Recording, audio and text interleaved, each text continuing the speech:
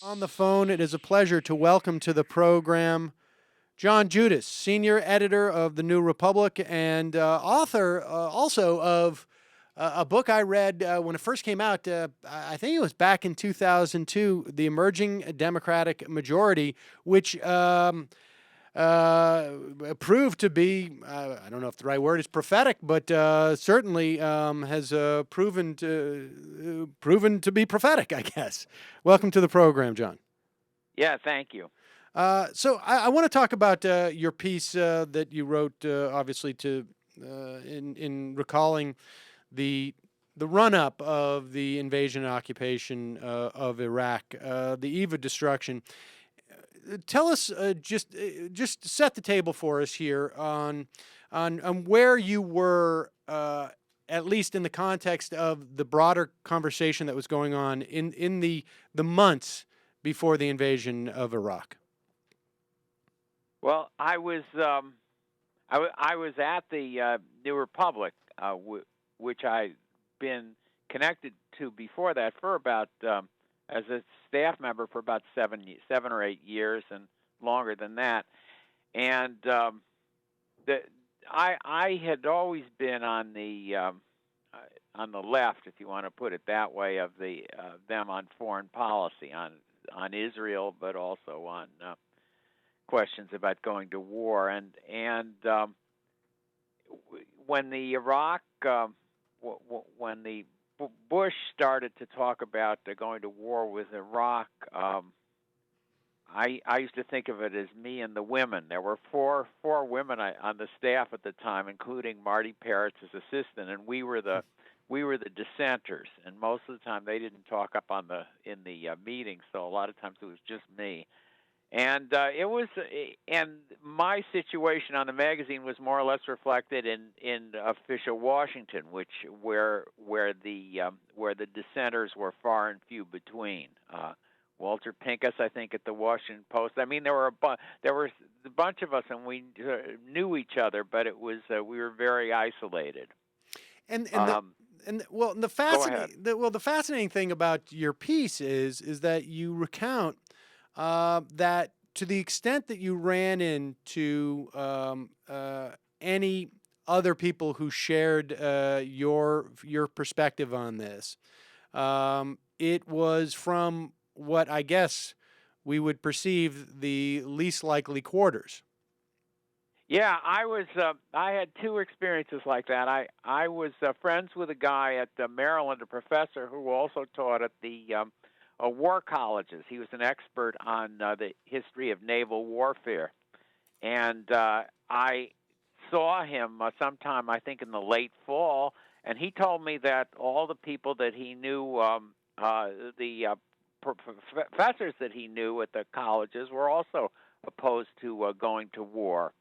And I had a confirmation of that when I spoke at a panel at the college about the Iraq War, and the person who was going to comment on my statement was a professor in the Naval War College, and I thought he would criticize me for being against the war, but instead he criticized me for being too timid. So that was my inkling that among the military professoriate, if you want to put it that way, there was almost universal skepticism about the need to go to war. About the same time, too, I got an invitation to be part of this seminar at the CIA that was going to discuss the world in 15 or 20 years. I can't remember exactly which it was, and there were about 10 or 15 of us at these seminars, and there too the discussion ended up being about Iraq, and I found there too that the majority of people in that seminar were opposed to the war. And about a month after it ended, I was at this big conference in Wilmington, Delaware, that the CIA holds, and a guy who was a more senior official, whose name I couldn't tell you in 100 years, pulled me aside and said, well, the reason they invited me to this seminar was because they'd read what I'd written in the American Prospect, where I wrote my dissenting views on the subject, and that the purpose of the seminar was to try to develop this report on the world in 15 years that would implicitly have a message that we shouldn't go to war, and that it would somehow get to the White House, and that they would read it and would have second thoughts. And I thought at the time, this is an incredibly indirect way to go about trying to voice your dissent, and reflected the impotence really of the intelligentsia within the CIA, the State Department too. The intelligence people in the State Department were also skeptical about the war, but really none of them had a voice. They were drowned out by this, by the Washington punditocracy, the heads of the think tanks, the newspapers, TV, all that stuff, and of course by the Bush people who were spreading all this propaganda to show that we were really in danger of a nuclear attack in Ohio from the Iraqi. I'm already on to the next subject from the Saddam and the Iraqi WMD. So. Anyway, it was just the kind of the people who knew anything weren't listened to, and the people who didn't know anything were dominating the discussion. That was my experience. And I mean, how are we to account for this? I mean, because so often we hear, when it comes to when it came to things like the surge, or when it came to the surge in Afghanistan, so often listening to the military, listening to the CIA is listening to these different military institutions is used as a cudgel. The idea that you wouldn't listen to the troops, that you wouldn't listen to the brass. How is it that it got so turned around? Well, you mean how did it get turned around in the early 2000s on Iraq? Yeah, I mean, how is it? Well, the simplest explanation is the September 11th. That created a kind of national trauma, and if you remember, that was followed by the anthrax, which was a really big deal in Washington. I remember we live in the suburbs an hour away, but still checking my mail very carefully each day. There was that really shuffled the deck in terms of who was going to be listened to, and I think within the Bush administration, it gave the neoconservatives a hearing that they really didn't have before that, and put on the agenda things that, like invading Iraq, that really otherwise would never have gotten there. So I think that the trauma of that event was the single thing that made it possible to sell that war to the American people. Yeah, I mean, I think I would agree. I mean, but there's a quality of it that this was an extraordinary circumstance on some level, because there was just an astonishing amount of so the nation was still very much, I think, in shock in a lot of ways. Right. And also the other thing I'd add is we'd had this seeming success in Afghanistan, where within 2 or 3 months after it looked very much that we were going to be in a quagmire there. Suddenly we got, Mullah Omar was in Pakistan, and the government had fallen. So it seemed like on the other side that it was going to be easy to do things like invade Iraq, get rid of Saddam, and install a new government. I think those were the two things. So you had shock on the one hand and overconfidence on the other, and that was a deadly combination. Now, I mean, and if you parse for a moment just to use a metaphor, the state of the patient, as it were, okay? And the patient, state of the what? Of the patient. The patient in this instance being, okay. The American psyche, I guess. And they're in a state of shock. What does it say about the dynamic and the way that this information is disseminated, because they could be in a state of shock, but it doesn't necessarily mean, and could be more amenable to being sold this. But it's interesting that you've got these, journalists being invited to CIA seminars, journalists being chastised by war college professors for not being out in front enough and being desperate enough to, sort of seeking this vehicle in which to communicate to the American public, and the vehicle sort of just not being there in many respects. Well, I'm not sure what it says. I was after that experience, and I wrote something. Spencer Ackerman and I did a long piece on the CIA after the war had begun, and after it was clear that the misinformation had been peddled, and then I went back to Moynihan, Pat Moynihan, the senator's ideas about intelligence and the dangers that he ascribed to having a secret intelligence apparatus and not having things more transparent. And to me, that was really an important lesson that we still haven't learned about having more public debate.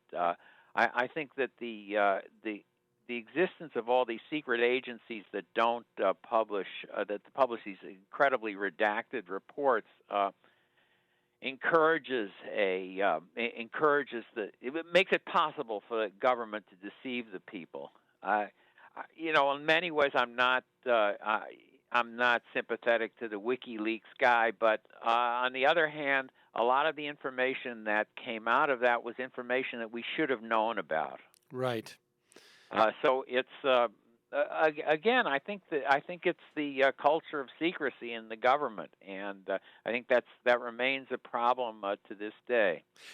This may be a little bit off topic, but I'm curious about this, because I think this speaks a little bit to the dynamic that I'm getting at. Why, if you perceive this secrecy and this lack of transparency to be so problematic that it would lead us into what is, I think, I don't think it's a controversial statement to say this is the worst foreign policy blunder that this country has been engaged in the past 40 some odd years. Why not be sympathetic to WikiLeaks? I mean, if it is serving that function. I wrote something that was sympathetic at the time, so it's not. You're not going to get a great answer from me on that. I mean, I'm not crazy about the idea that I just finished a book on the history of the U.S., Palestine, and Israel, and I've been through the archives. And I read a lot of consular reports. The reports that junior people send back to the State Department about what's really happening and what's happening. And a lot of those are done somewhat informally. I think that they would be a lot different if people thought that they were going to be publicized. So there is an element, I think, there is an element to be concerned about all that stuff just being thrown out into the public. But again, what I'd say is, given our experience with Iraq, there's a reason to worry more about the secrecy than about the revelation. Right. So that's yeah. Okay. I'm giving you a qualified answer about. No, and I think that, and that's fair. But I ask because I think there's, one of the things. I mean, my experience in sort of seeing the public discourse in the lead up to Iraq was that while the country was in a state of shock, and presumably this also is. Journalists are not immune from this. Like you say, you're checking your mail in the Washington area for anthrax at that time. But there seemed to be a real sort of an intimidation that that many journalists and opinion disseminators and pundits had from the conventional wisdom, sort of built into this sort of notion of credentialism that if you were not sufficiently pro-war, you would lose status. You mentioned the piece that you and Spencer wrote that got you disinvited from certain functions, and I've certainly heard told that you could ostracize yourself in some respects by being too by offering too much dissent. But I mean the paradox here is that the most credentialed of people were in many respects against the war. The credentials that were the most intimidating had more to do with the media in some respects than it did, in fact, with the experts. Well, it had to do with the political class, though. I mean, it had to do with the appointees from the Bush administration in the in the top jobs at Defense and Pentagon, things like that. I think that was they were really the key people in spreading the lies, and also in intimidating the press. I think you'd have to put them way at the top, and I thought Tenet played an irresponsible role at the CIA. Without a doubt. I mean, it's reprehensible, I would even argue.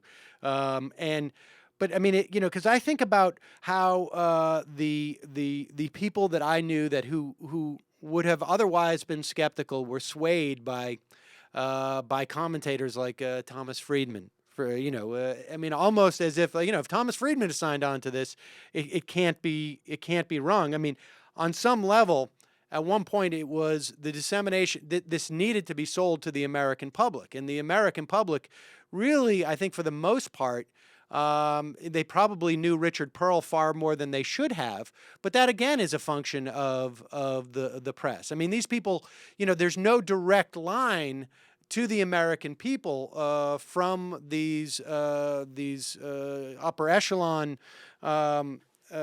political appointees in the Bush administration to the American people. There has to be some complicity from the media, and I wonder if that dynamic, that sort of credentialism that we find within the media, whether there was any lesson to be learned there or whether that lesson has been learned. Yeah, I'm not sure. Our ability to follow foreign policy has been shrunk by the destruction of the American print media. I mean, I think maybe the New York Times is the only major newspaper now that has outlets around the world. The Washington Post has closed a lot of its bureaus, so we don't even have that check that we had against official Washington. And in the Vietnam War, that played an enormous role. The correspondents in the field there reporting back things that were completely different from what the government was saying. So, did we have that check then, though? I guess I'm saying the situation is actually worse in some ways. Yeah, I mean, did we have that check then? I mean, it seems to me that the New York Times, I mean, was a fulcrum. Yeah, but nobody was in Iraq. That was a big problem. There were the McClatchy people were good, but yes, I think that you had Judith Miller. I guess she was actually in Iraq. You had all these. It really was a crazy time because you had this group of people around the Iraqi National Congress with Chalabi, who were giving this inside information to journalists so they thought they were getting the real scoop.